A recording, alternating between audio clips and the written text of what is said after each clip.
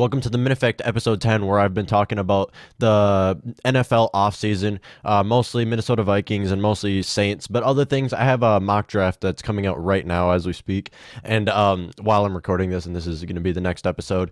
And so if you guys could go check that out, it's right up. Yeah, right up in this corner. I'll have it linked, and when you're done with this, watching this video, you can go watch that one. And because I put a lot of time into it, I mean, you don't have to, but if you'd like to, because you'll want to see how I think the draft is gonna shape out the first round of the draft. And I have the Saints having a good pick, not because I'm biased or anything, just because I feel like this is how the draft would have shaped out. And not a very good pick for my Minnesota Vikings though. But anyways, let's get start to it. So I'm talking about the New Orleans Saints needs this offseason. So this is in the draft, of course. So that's the biggest thing. But really, free agency is a bigger thing for just this New Orleans Saints team because they're in such a good cap spot because of their 2017 draft class they have, and they don't have to pay. All those people are still in their rookie contract. I mean, Marshawn Lattimore, Alvin Kamara, Ram Yushek, a lot of these people that are like first team all pros starters on their team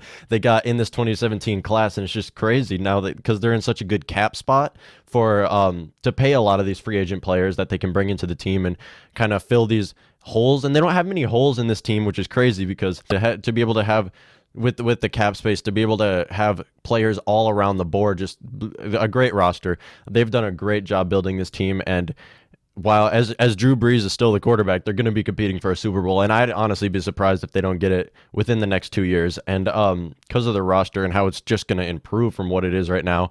So I'm going to start with the biggest priority, what they should prioritize first. So right as free agency kicks off, and how then the draft and that, and what they should prioritize first, and then build off of that. And well, let's get to it. Now, this is the obvious number one. Some of these other ones were hard to place, but number one is clearly receivers. I mean, Drew Brees is arguably the greatest quarterback to ever live because of his all-time touchdown leader, all-time passing yard leader, all-time everything. I mean, this guy is huge, and you need to give him more playmakers. I mean, I feel so bad for Drew Brees. Well, not really. I don't feel bad for a person that's got Super Bowl MVP, future Hall of Famer. No, I don't really feel bad.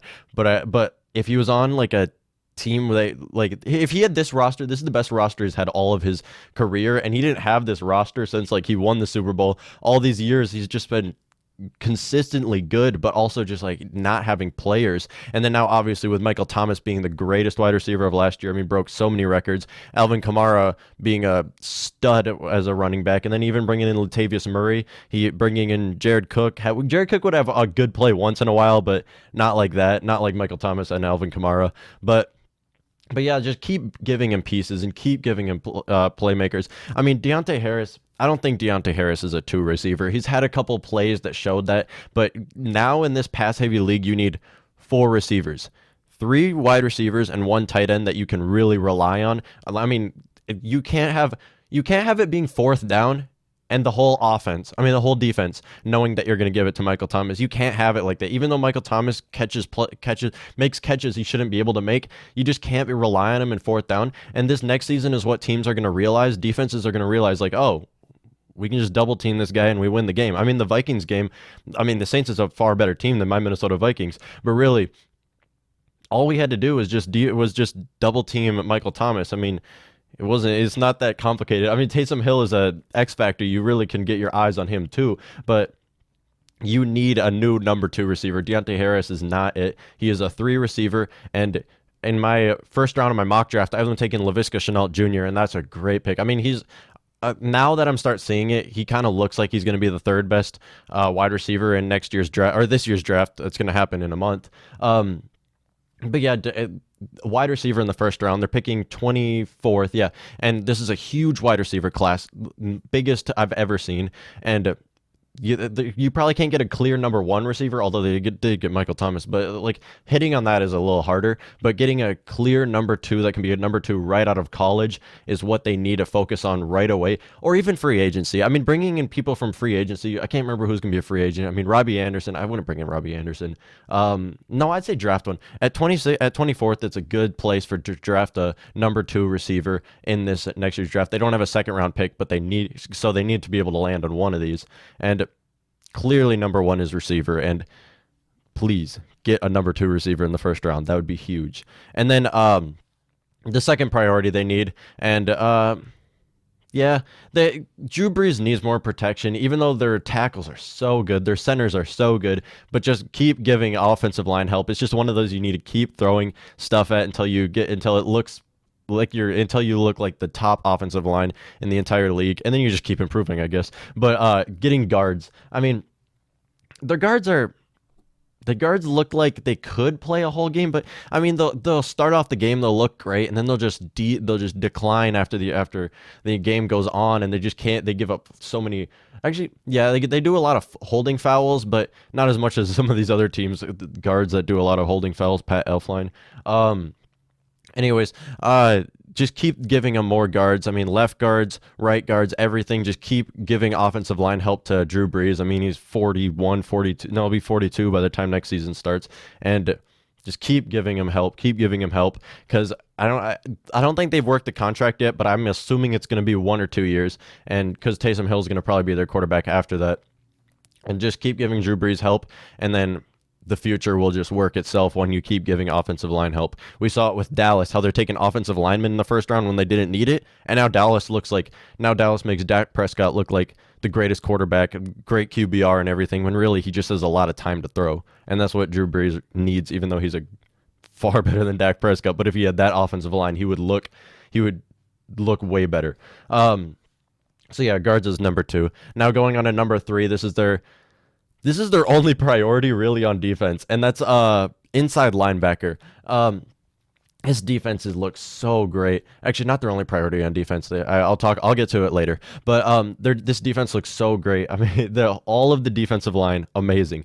Corners, great, although they are a little old, and we're going to get to that. But safeties, great. Outside linebackers, amazing. I mean, this defense looks so good, and but just giving another piece, inside linebacker is huge now. I mean, you can drop them into coverage, you can blitz them, everything you can do with the inside linebacker. And I think inside linebackers are far more useful than outside linebackers now, because of how edge rushers has become a very viable position. You don't really need to use a linebacker off the edge, although there is Khalil Mack and those type of people, but they're not going to be able to get a player like that anyways. But yeah, just keep giving help to this inside linebacker. Kiko is not a starter. I would not start him anymore. Use him as a rotational guy, a player you'd play once in a while. Don't start him anymore. Just, you can rotate him, and you can play him every game even. Just, please, a new inside linebacker, and that's all they really need on defense. And then number 4, this is the only one that people might want to argue with, because we saw Josh Hill do great this last season. We saw Jared Cook make a once in a while an amazing play, but a new tight end that can block. I mean, if you get receiver, you can get another receiving tight end. Jared Cook, we saw him do some receiving stuff. We saw Josh Hill do a lot of receiving stuff. So you don't need a whole receiving tight end, even though it's so viable now. Well, you need your tight end to be able to catch, obviously, but a main blocking tight end. Like, you even look at George Kittle. He'll make an amazing play. He can catch so well. He's their greatest player in offense, but he can block amazing. And that's why they took him in one of the later picks in the draft. George Kittle is not a huge offensive weapon, but he does a lot of blocking. That's what he does best, is what George Kittle does best. And if they can get a tight end that can really block, because we saw Alvin Kamara not have a great season this last year, and it's because he didn't have the blocks he needed. Alvin Kamara, if he gets one block at the start, huge run all around the place. He just needs that starting block to get him going, because his acceleration can pick up, and then he'll be able to make the cuts. Alvin Kamara is insane like that. But if you can get a new blocking tight end that can take Jared Cook's spot. Jared Cook, he played for the Raiders, I think. Yeah. He was like the greatest blocking tight end ever. Now he just cannot do it. He's a lot older. He's slower. I don't know how that whole stuff works. It's not like I play football like that. But as you get older, I guess you can't block as well. So yeah, just getting a new blocking tight end. And that's the 4th biggest priority. But it's not a great time to be trying to get that, because this next draft, there's so many teams that need tight ends, and there's no tight ends going into the draft. But maybe free agency, because they have a lot of cap space, someone they can bring in and be a better blocking tight end. It's not a very hard position. You just need someone built enough and young enough. And then the 5th, this is the 5th and final priority, and this is one that's gonna be probably the hardest to improve on because of their draft capital and because of free agency. There's not many players of free agency they can get. They could trade for someone, but no. And that's cornerbacks. Marshawn Lattimore is a first team All Pro easy. He's so good. I mean, Marshawn Lattimore, I think he might be the best corner in the league. Marshawn Lattimore, better than Richard Sherman, better than Stephon Gilmore. I think Marshawn Lattimore is gonna have a great career ahead of him, and when they have to pay him, it's gonna be a big, hefty contract. And this team, I wouldn't trade for another corner. I wouldn't even go into free agency for another corner.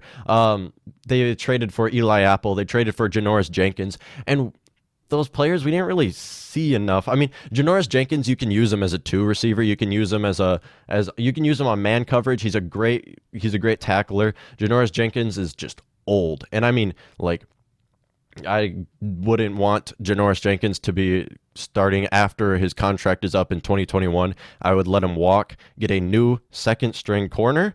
Or else you can use Eli Apple. Eli Apple has really been a second string corner, and hasn't really clicked with him. All his whole career has just been like, you see a promising play, but it just doesn't click, and he doesn't keep going with it. So yeah, keep Eli Apple as a 2 actually. But a slot corner is huge. We're seeing slot corners be so useful now in a lot of these teams because you can blitz them. You can do so much with a slot corner because of how much tight ends are being used. As offensive weapons and how much even third string wide receivers are being used. So that's why inside linebackers and slot corners were not the biggest thing, but in this 2020 decade, from 2020 to 2030, it's going to improve so much. And inside linebackers and slot corners will be paid a ton of money, while 10 years ago they were nobodies. You couldn't even name one outside of your favorite team. So yeah, that's why I say inside linebackers and slot corners, they should improve on that now, get young, improving players, and really just change the league with that. I mean, you can see it happening right now with these Travis Kelce's, with these third-string wide receivers you've never heard of doing amazing plays, and these Christian McCaffreys and Alvin Kamara's. You can see how slot corners and inside linebackers have become huge, viable positions. But really, yeah, just draft capital, throw it on the slot corner, and even outside corners. I mean, even get a new left corner. Marshawn Lattimore is a right corner. Yeah. Get a new left corner to even take Eli Apple's job because he doesn't look that great. But or you can keep with him and kind of see how it plays out because he has showed promise. He just hasn't clicked, and it's really weird to see because once in a while he'll make an amazing man coverage against a huge wide receiver, and then he'll just blow his next coverage. So it's really unpredictable with him. And then don't give Janoris Jenkins another contract. Don't give Patrick Robinson another contract because I just can't see these players playing forever. I mean, they're 32. Thank you for tuning into the Minneffect episode 10. I do these posts pretty regularly, every other day so far, and this is a new podcast I've started. So if you would like to see more content about sports and everything else I enjoy talking about, games, literally anything, hit the subscribe. Whoa. Hit the subscribe button down below, as well as the bell next to it so you can be notified every episode that comes out. As well as the like button if you enjoyed the content. And please leave any comments of anything I missed, anything you agree on. Just let me know down below. And till next time.